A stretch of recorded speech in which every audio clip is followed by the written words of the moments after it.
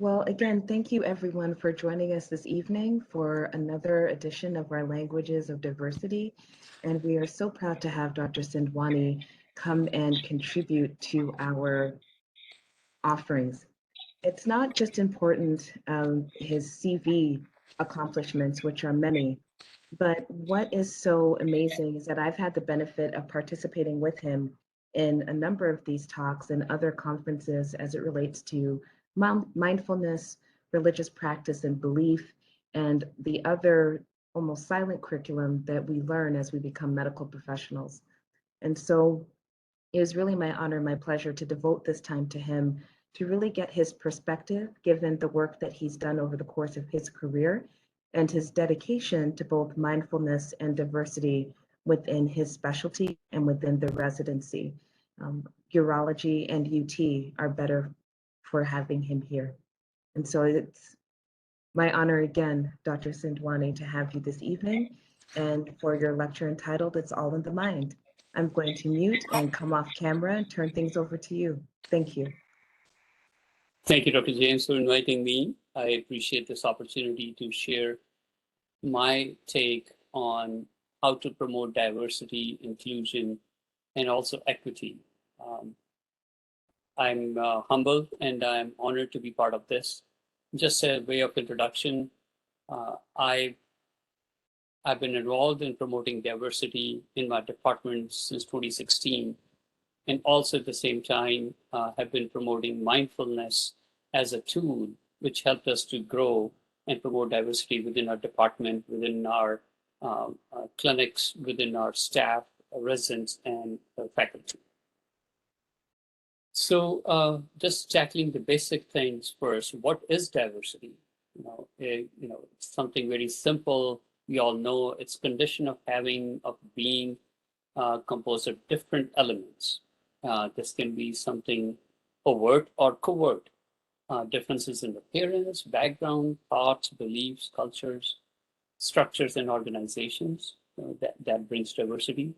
It can be external diversity, which you can see from outside. You can see somebody's appearance, they look different from you, their gender is different from you, their socioeconomic strata, the car they drive, the house they live in, age, form, anatomy, all these things that you can see diversity with your senses.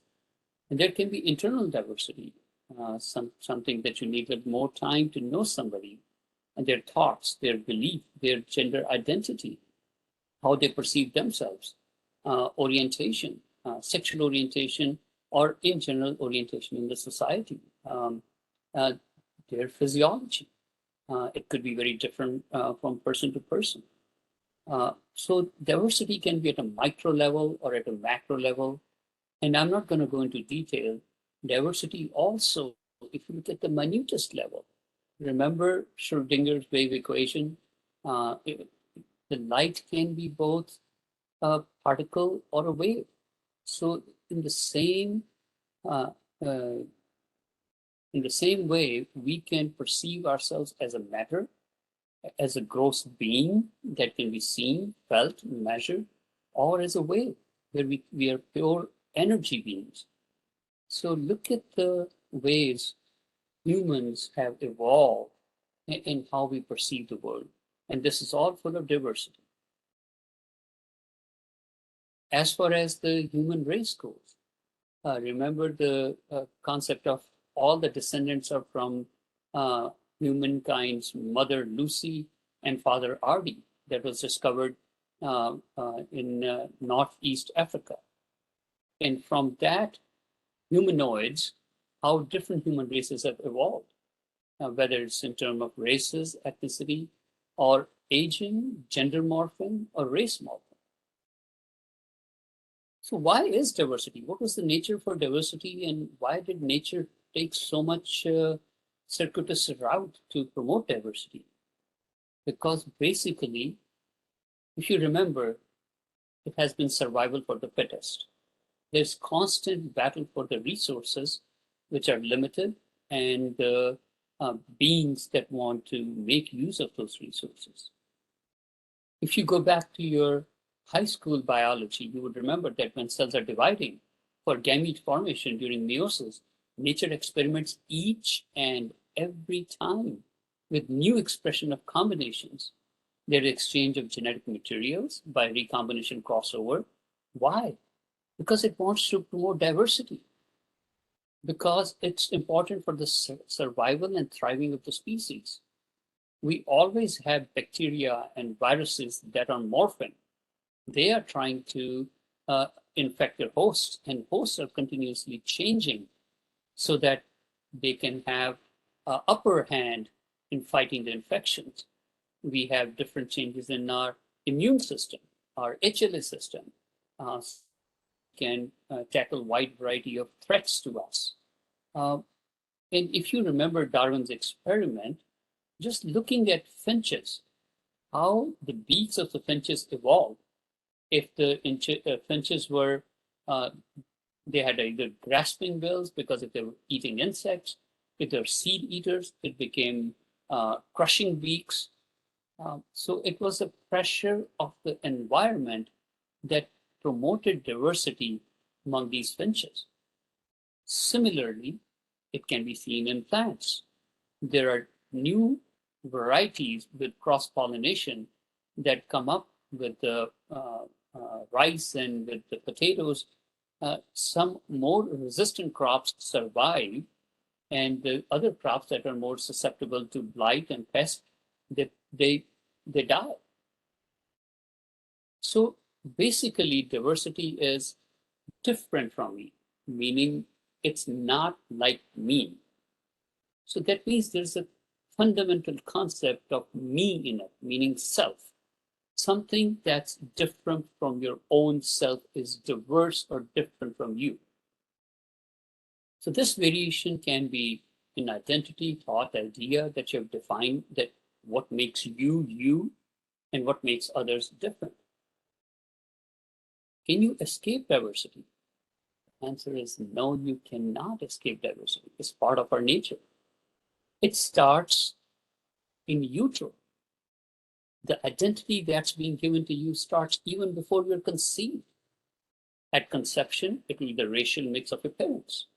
What socioeconomics are you going to be, status you're going to be born into? That will give you an identity right there. Before birth, you're even given a name that's chosen for you. That will decide what color of nursery your parents are going to choose. Clothes that you're going to wear. What is the societal norm for that given gender? Choice of toys you're going to play. The part of the brain that might be stimulated with those toys. See how a pattern is already emerging even before you're born about how your gender identity, your personal identity, your sense of self, and hence sense of other will be determined. They are going to be then societal factor. And at birth, you may be born into a certain religion, a culture, ethnicity, geography. God forbid if somebody's born with a crippling disability, their identity of self may not match the identity of self with others. Then which society where you're born also limits or expands your exposure, mobility, education, etc. So the sense of self that's given to you or you develop is determined by so many factors.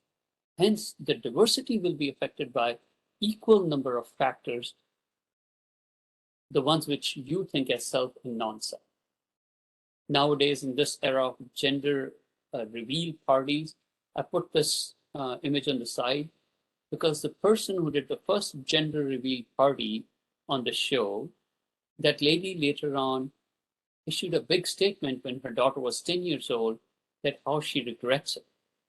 Because she realizes that the gender reveal is more than just a binary equation. Gender can not just be just male and female. It's a sense of sexual orientation, your identity that can differ. And there's a big, beautiful article on this in BBC World. If you want to look at it, it's a good story to just make yourself familiar with. So I want to show to you that diversity is a byproduct of categorization. Why do humans categorize? Why do we categorize? The universe is so vast. When a child is born, there's so many things to learn. And human intelligence is very limited, very puny. So to make it easier to process information, there's a skill in the brain that you categorize things very quickly. I give you an example. It's evening, you're walking along the road, and you see something coiled on the side. You may jump with fear and go back. And you might think it's a snake, but you might be mistaking a rope for a snake.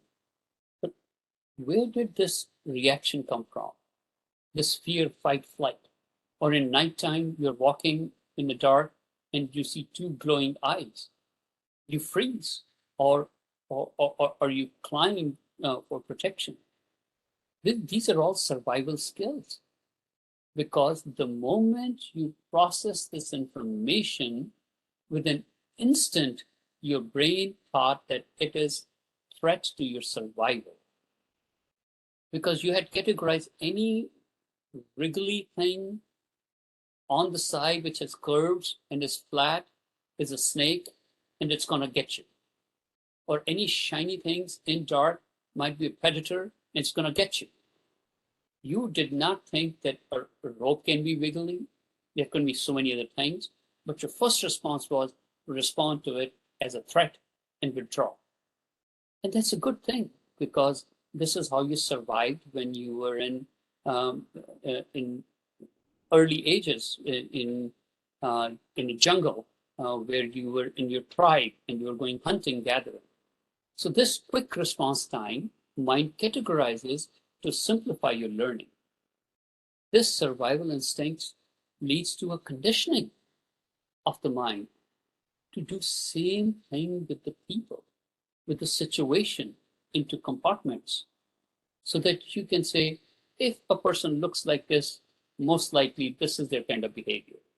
Rope looks like snake.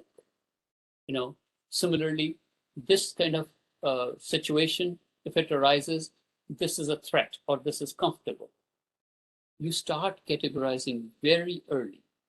I remember my daughter, when she was a toddler and she started to eat foods, her favorite food was apple. So any food she will eat, she'll say apple, and we'll have to teach her no, and we'll feed her and she'll say apple, and anything she had to eat, she will say apple. So in her mind, anything sweet, anything that she liked was apple. Later on, she differentiated it's honeydew, cantaloupe, mango, different things.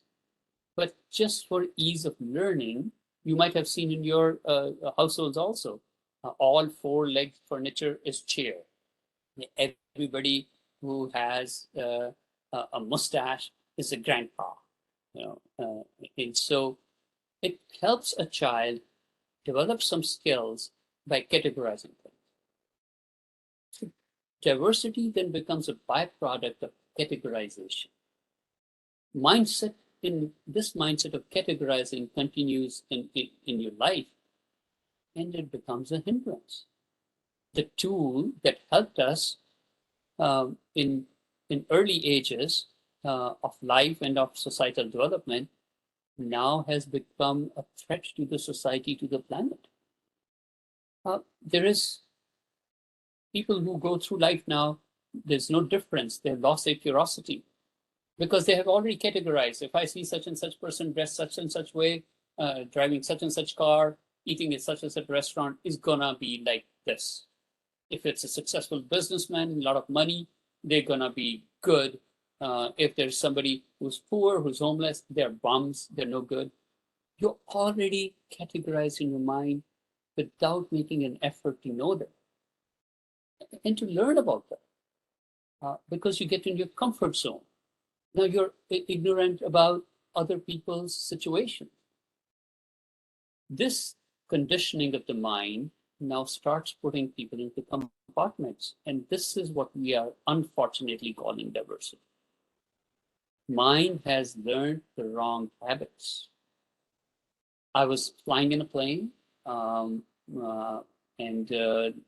lady sitting next to me, I think I was in my late 30s. She must have been in her 50s.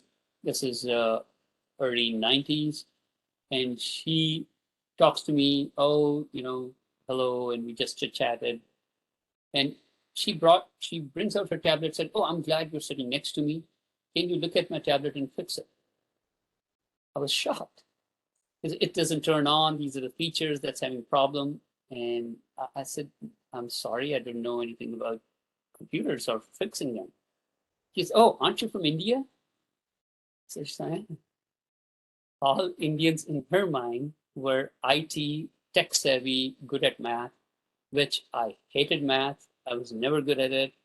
And I freeze when it comes to if there's a glitch in the computer, and you can see how it delayed us this before we started to talk. In her mind, she had categorized me already an image that I'm going to be this nerdy person or good at certain skills, and may not be. There might be a categorization where I was not so good at. Luckily, we didn't find that out. So our mind has learned these wrong habits as to categorization. So we have come to now diversity, so-called, is perceived as differences, which then differences come from categorization. What is the impact of all these tags that are given to you even before you're born or by society or people around you? It's limiting your own identity. It's limiting your other person's identity at an individual level. And this can happen at a societal level, at a racial level, at ethnicity level. All levels, you're limiting the human potential. And you will see that people who are categorizing, they themselves sometimes are miserable because they're caught in their own walls. The walls that have created that initially protected them are now imprisoning them. There's an analogy that if you are wearing a shoe that is 2 sizes too tight, and you have to spend your whole life in it, imagine how miserable you're going to be. It's exactly the same with our identities. We are much vaster, much bigger, much more complex than the tags that are put on us.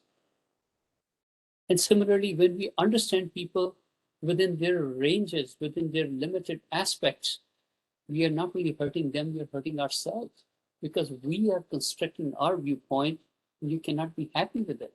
That's not what we are meant for. That's not potential for a human spirit, for a human mind. And this is what has led these subdivisions. They have led to the limitations in the society.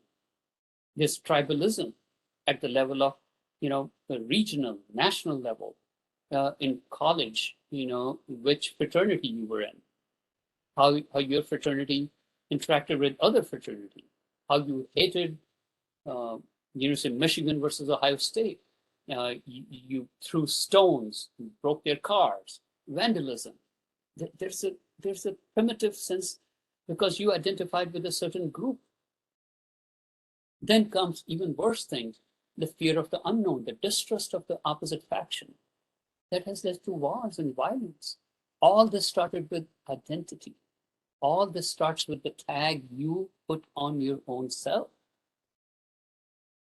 The social injustices that we see around ourselves, the inequalities, these all emerge from stereotypes that we have given, whether it's police stoppings, police searches, brutality, or drug-related crimes, poverty, resources that are granted. And this topic cannot be more timely than the present circumstances we are living in. Because I'm going to the next level, which is speciesism. We justify exploitation of nature. Nature is for us to use and exploit. Look what we have done with deforestation.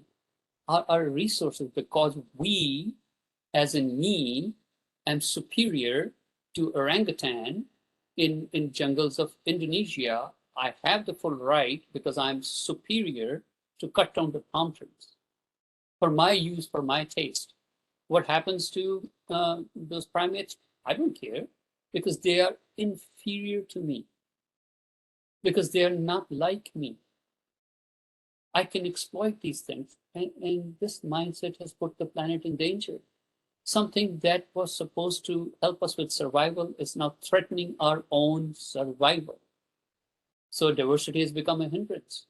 Look at social media algorithms. You saw what happened in the last elections. Algorithms feed and reinforce the same concept that you have developed for your identity. It fortifies your biases, as you will never hear any alternate opinions just because it's click, click, click. It's the next video that's going to open up, next news item that's going to be fed to you, and the algorithm is going to be the one that suits your narrative. It becomes exclusionary. It deepens the divisions. There's a downward spiral. It's out of control. And it's all because of a pathological mindset that we have developed. So right now I have just reached the diagnosis. The diagnosis that we have a diseased mind. Because we cannot treat unless we know our diagnosis. These are just the symptoms I showed you.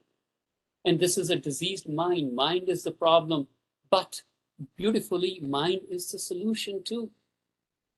How can we break these barriers and celebrate diversity rather than excluding these things? We should intervene early. As I just said, your tags are put on you even when you're in utero. Before the biases are fully baked, it's easy when the clay is to be molded, not when the pot is fully baked and then you try to change the shape. It's going to break. You're not going to have any success. As an adult, how do we come out of it? You have to include experiences that broaden the horizons. Education, exposure. Experiential learning is worth 10 books that you're going to read. Step out and meet others, the so-called others in your mind. So this is the pathway, and we have to change the pathway and grow the mind. Now let's look at how we're going to grow the mind. What is mind? The point of reference for your mind is you or me. My reference point is my sense of I, against which I'm going to judge everybody else or define everybody else. To me, my sense of identity is a rigid point.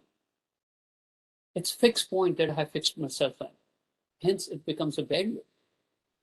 How do we unlearn? How do we know who we are? This is where mindfulness is the key. To break those molds, to reorient your sense of I. Who am I? So what is mindfulness? A full mind that experiences reality as it is, without tainting it with the glasses that were given to you at birth or that you decided to wear as you were growing up. So I get asked all the time, what is mindfulness? I'm mindful right now. I'm so involved in my surgery. 6 hours had passed by. I didn't even know where I was. I watched an engrossing movie. I binge watched the whole phenomena on Netflix. No, isn't that mindfulness? No, that's not mindfulness. I'm sitting here listening to this esoteric talk and checking my work email in between, thinking about, oh, I gotta run some errands. Is that mindfulness? No, that's not mindfulness. Mindfulness is not just a focus or concentration or attention to job at hand. That's different. So what is mindfulness? This Oxford Dictionary definition, a mental state of your mind, achieved by focusing one's awareness on the present moment. I'm right here, right now, while calmly acknowledging and accepting one's feelings, thoughts, and bodily sensation, and use them together as therapeutic technique. Right now, I'm presenting, but I'm aware there's a bird chirping in the tree. There's a gentle wind blowing. I'm feeling a little anxious in a presentation mode. I'm thinking, am I putting my point across? So all these things, I'm aware of it in time, place, and the space. To be aware of the whole thing is mindfulness. So, analogy, awareness of not only what you're doing, but also who is the doer in this framework of space, time, and thought and emotion. You are present as a whole, mind, body, intellect in that moment. The example given is if you're walking in a dark room and you have a flashlight, it illuminates wherever your flashlight is shown to. That's attentiveness. But if there's a candle that you light and it's all around you, that's the awareness. That's the difference between attention and mindfulness. And there are a lot of books written about it.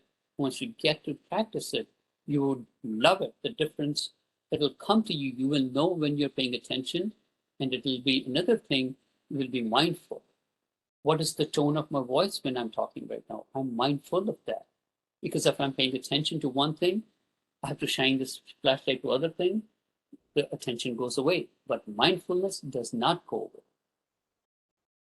So it's mindfulness is opposite of absent-mindedness. It takes away your automated responses. It's a beautiful quote.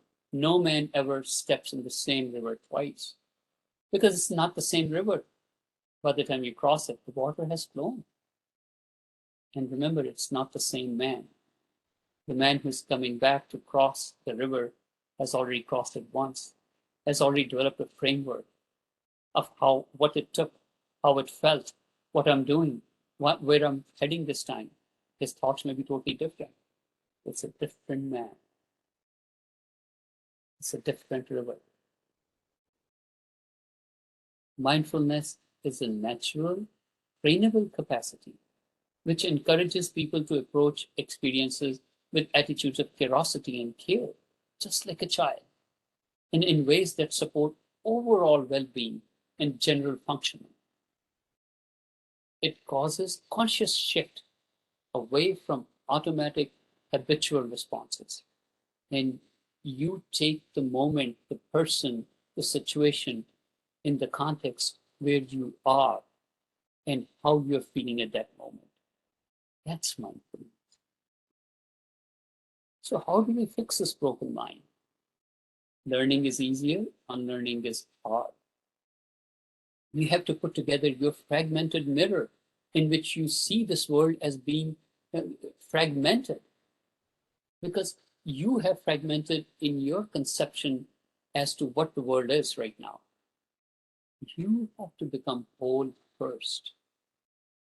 You cannot have a lake which is full of ripples and is at unrest and still want to see the full glory of the moon, of a full moon that night. It will be a choppy moon. It's not that the moon is not beautiful, it's that the lake of your mind was in ripples, in disturbance. That brings us to a question, who are you? How do you define your mind? So here's an exercise. Define yourself. If I may ask you, who are you? Think about this question for just a moment. Who are you? Who am I?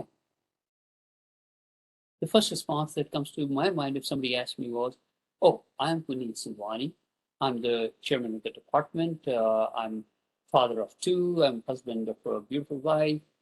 And I do this. This is where I was born. This is where I'm at. Remember, that's not who you are. The first thing I said was a given name. My parents told me they chose this name and they finalized the name among 10 other chosen. So my name is not me. Your name is not yours. You can change your name, but your sense of identity will remain the same, who you are. It's a sound that you respond to. I am chairman of the department. Same when I was a student. My sense of I was the same. My true self, my identity was different. I'm not my chair. This is what I do. This is where we fall into the trap. People, when they retire, they don't know what to do with themselves because they have identified their life, their self with their profession so deeply that they forget who they truly are. You're not your profession. You're not your family lineage. This is where you were born, who were you born to, or who were born to you. You were you before your child was born. Your child gave you an identity of a father or a mother. But you were same before your father and mother. You took on another role on the stage to play of that of a mother, of that of a father. But the true self in you, which was there before that and is now playing this role, that sense of identity is the same. That thing that has remained the constant through your birth till now is you. Be mindful of that. Look for it. My gender, my relationship, these are once again, these are false identities. So how do we find that constant inside you that will tell you who you truly are and that who truly everyone is? This was my slide at the beginning. I identified myself with the name, with the professorship, my achievement, what I do, all that stuff. This is not true identity. This is not a new question. Where I come from in Indian philosophy, this question has been deeply thought about and answered in many books that are written. And the most famous are the ones which are almost 5,000 years old. It's called the Vedas.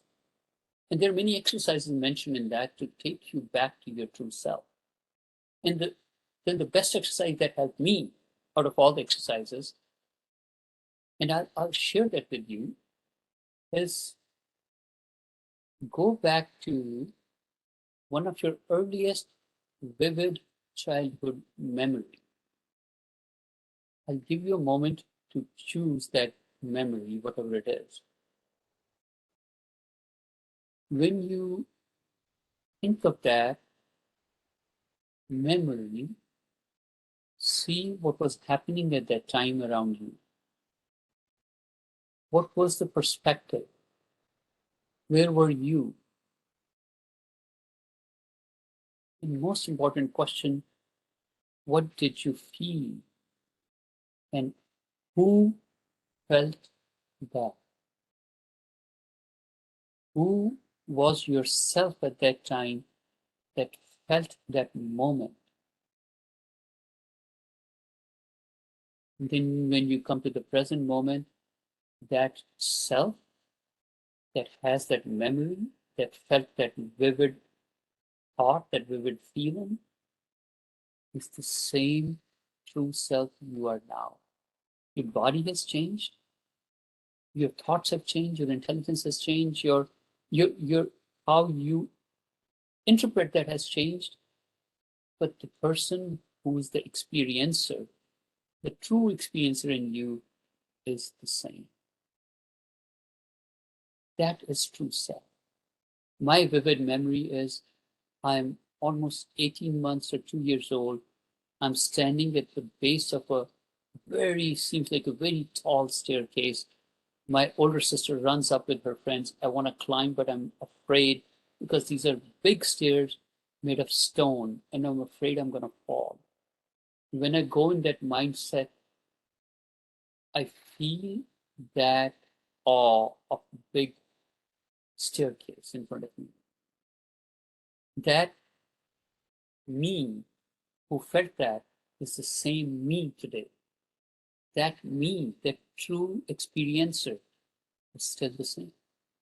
Now that thing is the true self. It's immutable.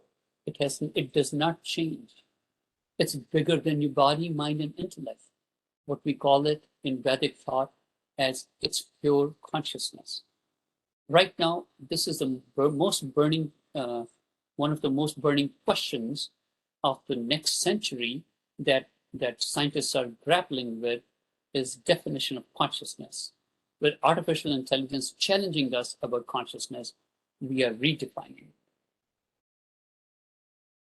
Once you know your consciousness, the tags that were given to you, they all start dissoluting.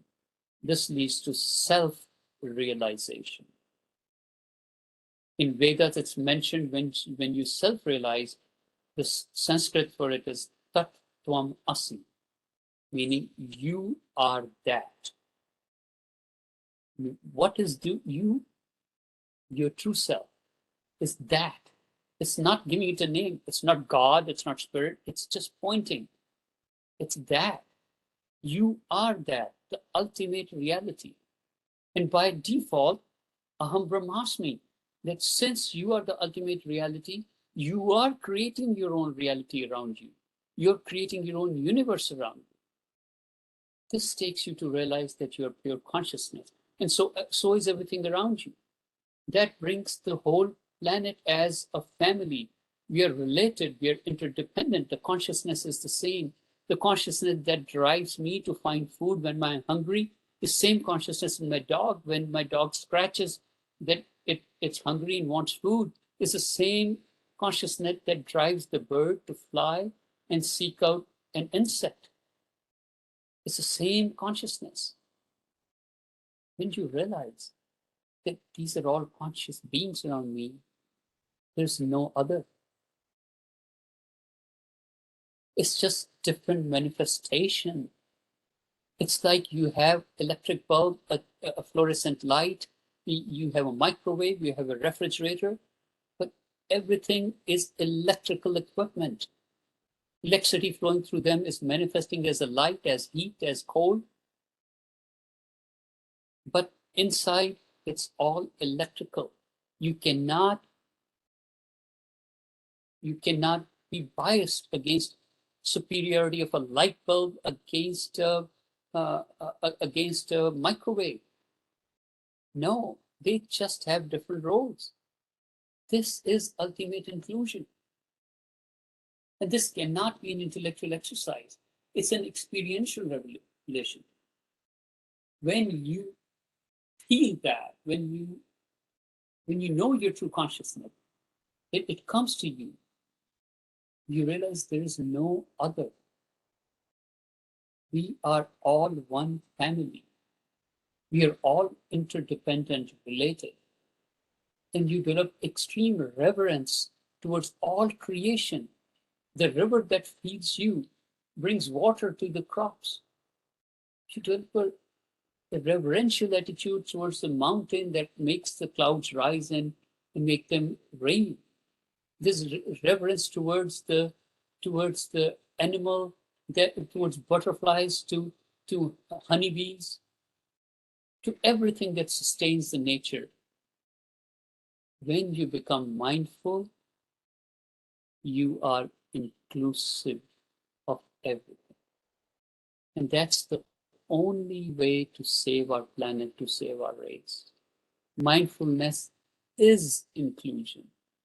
Inclusion of senses. It starts at your own level. You are mindful of your whole self. You included your senses, feelings, thoughts. You're not compartmentalizing because of a trauma. You want to forget this. You don't want to compartmentalize your thoughts because they're stressful.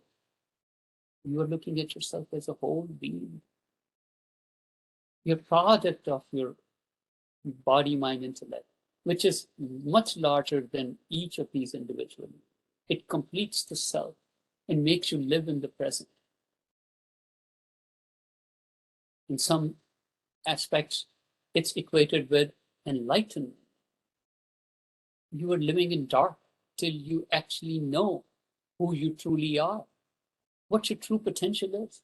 And that self-realization is the key that opens up solutions to all the problems we are facing. This holistic mindset is the pathway to true inclusion.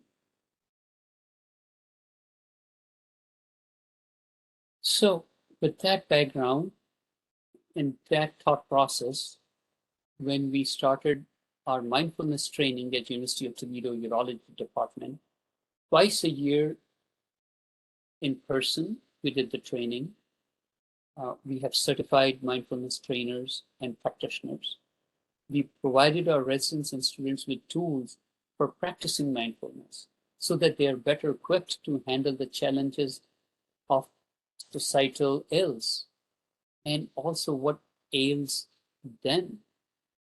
Don't wear that one size small shoe on your foot all day and walk around in pain. Be the free person you are, the wider identity, the vaster self you are. Don't limit yourself to these tags and be more inclusive in going out and reaching out to others. There are many apps and courses that are available to you. Some of them are free. You can start with mindfulness practices, mindfulness meditation, mindfulness exercises. And I have listed just a few of them. These are mindfulness-based cognitive therapy. These exercises help you to finally tweak and find your own biases so that you live a full life, the one you're supposed to live. With that, I'll stop and thank you for your mindful presence and for your attention.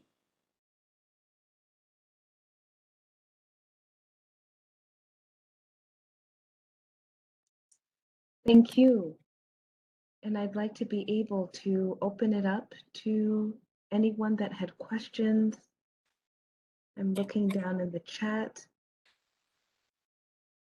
That was very comprehensive and very fluid and open and a lot of amazing information to absorb. Thank you. I do have a question for you. In our current medical practice and pace, how do you make space even during the day to practice some of the tools and some of the tips that you talked about? Sure. Do you have any practical tips that we can do to maybe take even 2 minutes to practice and be more intentional about mindfulness? It's like riding a bicycle. It's a skill set that you have to develop. It's a great question about practicality of it. In the beginning, I can tell you from my experience, and it works different for different people. My job was I tried to be in the moment when things were happening. I started with mindfulness when I was driving. Many times it would happen that I'll drive from work to home or home to work and not even realize what happened in between. Because I was trying to think, oh, this is what I'm going to do, this is what I'm going to do, this is where I'm going to go. I was scattered all over. And I was afraid to let that go, that if I won't plan my day while I'm driving, things are going to go wrong. And so I made a concerted effort that when I'm driving, I feel if the window is down, how the breeze is, how the sunlight is, what the colors of the sky. And when I'm driving, what am I feeling? If there's a difficult case I'm going to do, am I feeling the anxiety of that? Acknowledge that anxiety. If I'm going home and there is something I have to do, which is occupying my mind, there's a research paper that I haven't gone through yet. And so you leave those things, you acknowledge them and let them go. You become the witness of the thoughts and not go with the thoughts. That's the initial exercise. It's a little difficult, but it's once again, like riding a bicycle, you don't give up on it. Once you master it, to be in the moment and acknowledge who you are, where you are, and what you're doing. It translates beautifully when I'm sitting with my patient. When I'm counseling, earlier in my career, I used to just rattle off the choices. Mr. Smith, you have prostate cancer. These are your choices. These are the side effects. And given your situation, these are options which many people will choose. This is an option that's not for you. Now, what do you want to do? Very dry, very professional, cold.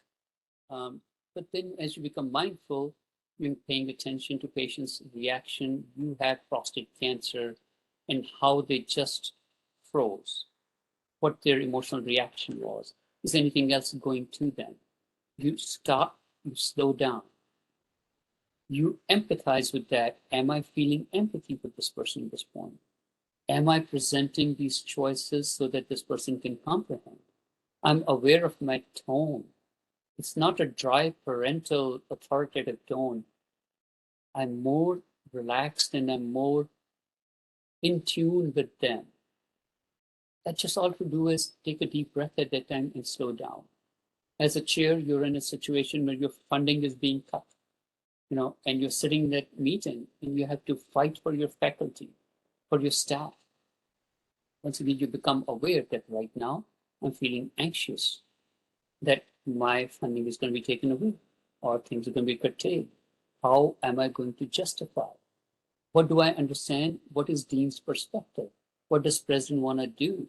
How can I align myself? How can I tell them the best way forward is without hurting somebody or department or a critical part of the program?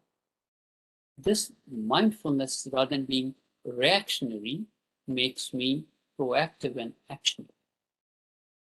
So once again, taking a step back, recognizing what's going on inside you, and being in the moment starts with small things. When you're eating, just take a bite, feel the texture of the food in your mouth, the burst that comes out of when you bit on a ripe strawberry.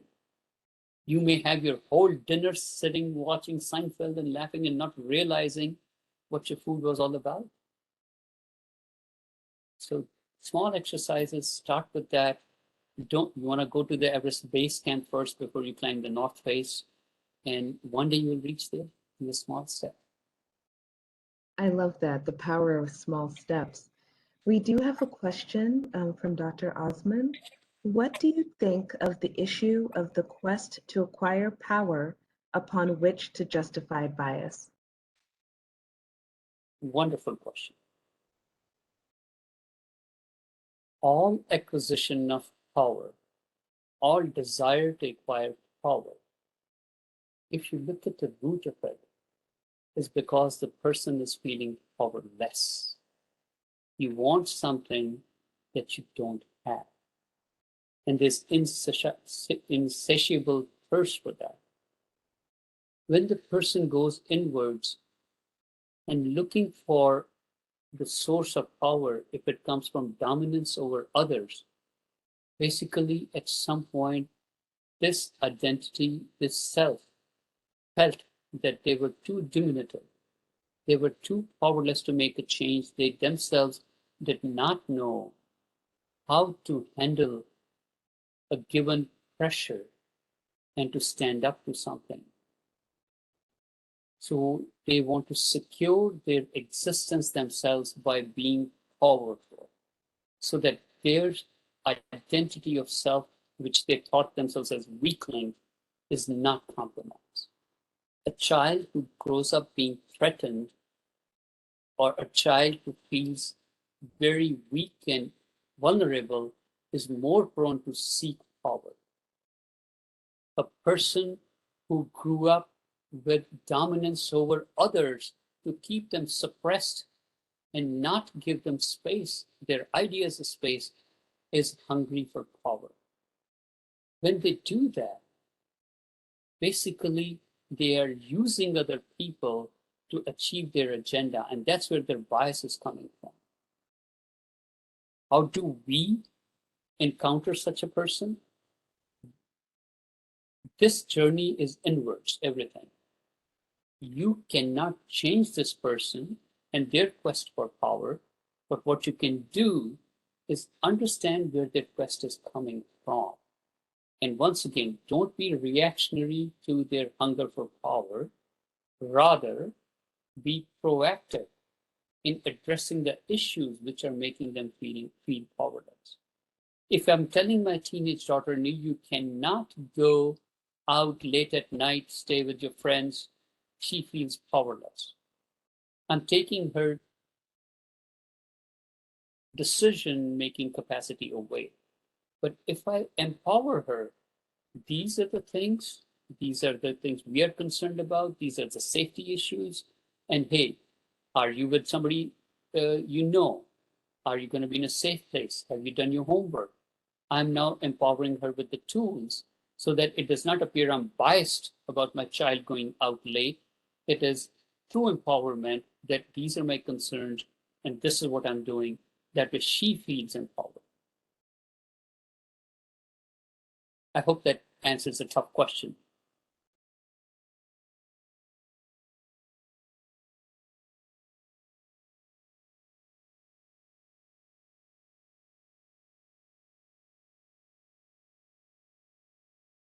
That is oh, here's another question.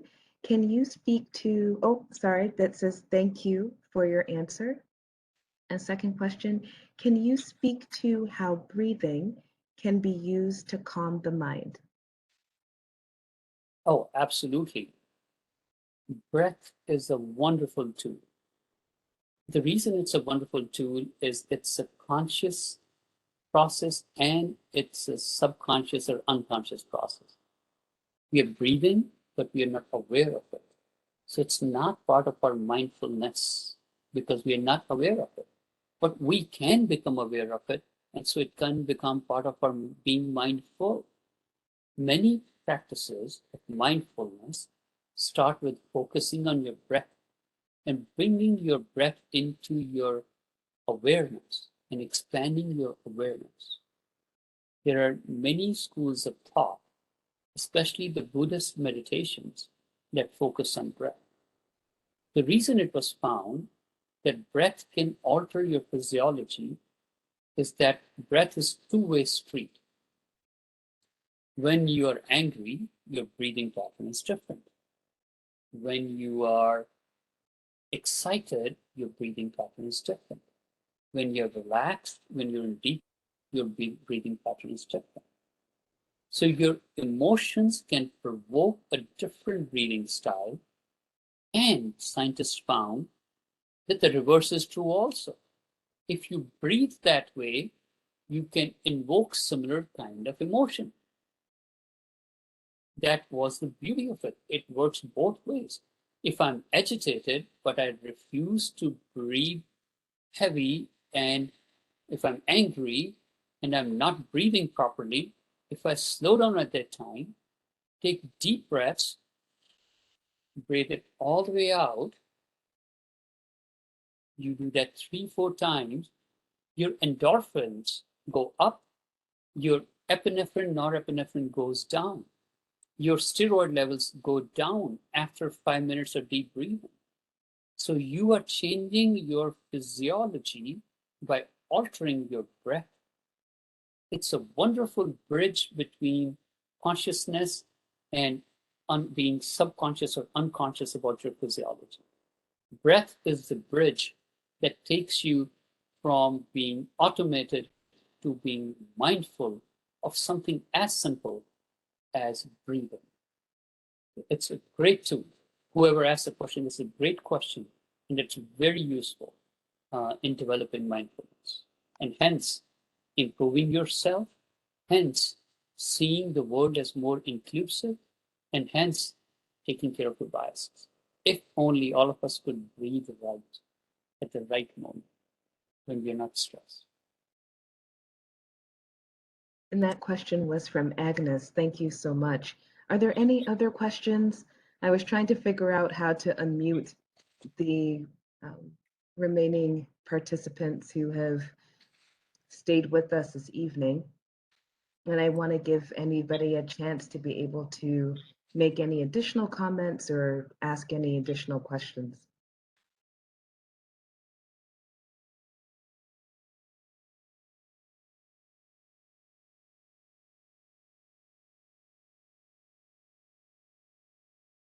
Thank you, Dr. James. I think my laptop just gave me a warning. It will sleep soon unless plugged into a power outlet. Well, on that note, I'd like to thank everyone for participating, chiefly Dr. Sindhwani. Thank you for taking the time to share your thoughts with us and for helping us see yet another diverse perspective through our series and seminar of talks. These talks will be available on YouTube for anybody's asynchronous viewing. And I hope everyone has a lovely night. Thank you so much. Thank you. Bye, everyone. Bye-bye.